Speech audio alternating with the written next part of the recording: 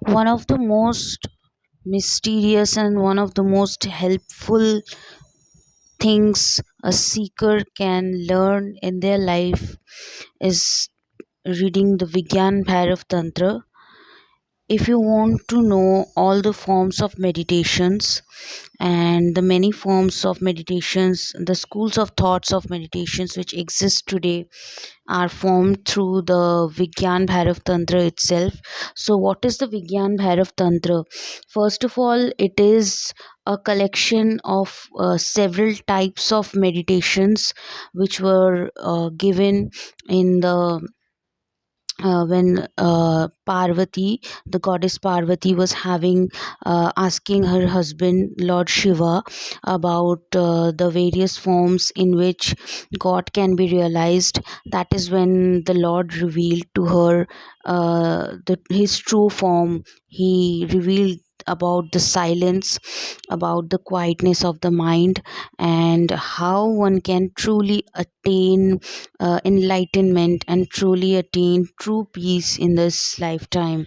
So, in the Vigyan Bhairav Tantra, the Lord has revealed that one of the most key aspects of the meditation process is silence, is getting accustomed to the silence. And there are many ways in which one can do that, and all of that has been prescribed and talked of in this very book. So, many of you may have heard about the book 112 Meditations. There are many authors and many ways in which these shlokas and these words of the Lord Shiva, as they have been written and heard of, have been interpreted. They have been interpreted in many ways by many authors, but one of the key factors remains that the Lord did truly reveal several forms of meditation.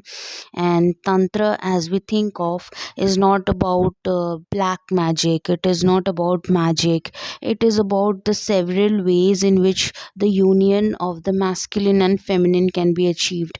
Nowadays many people think that Tantra is about sexual union, but that is just one single form in which that ultimate silence can be achieved. So the main goal remains that we have to achieve a mental silence, a form of mental peace, and like we have to go to that level where the mind is free of thoughts, and that can be achieved in several ways. And that is the essence of this text which I have been talking of. And if you read it, I will just excerpt some parts of it. I'll just tell you the essence. And here the goddess starts with saying what is the essence of the trick system, or the triangular system, or the union of the god and goddess. How does it form the universe, and and how it can help one particular person realize and achieve that highest state of enlightenment. And one of the very important things that has been said in this book, that whoever follows a divisional system, a form of divisive spirituality, like the nine forms of God, or the trick system, the triangular system of existence, is following a very dual perspective. So in this way, in this book, the non-duality concept has been stressed upon, where God is saying that everything and all things are but one, are but God. And so in the form of unity, in the form of connection, when all things are connecting to all, to all the other things, that is the form of meditation, that is the form of spirituality that has been talked of in this text. And it is a beautiful text. And the most important thing is, in as you know, like the Shaivism, or the Shiva has been also associated with Gyan Marg. And oftentimes the Lord Krishna or Vishnu has been associated with Bhakti Marg. So it is very important, it is very easy for the Lord to say free your mind of thoughts, because most of us in our daily lives will find it extremely difficult to free our mind of thoughts completely. But there have been several methods which have been mentioned in this text, which speak of the various ways in which we can do that.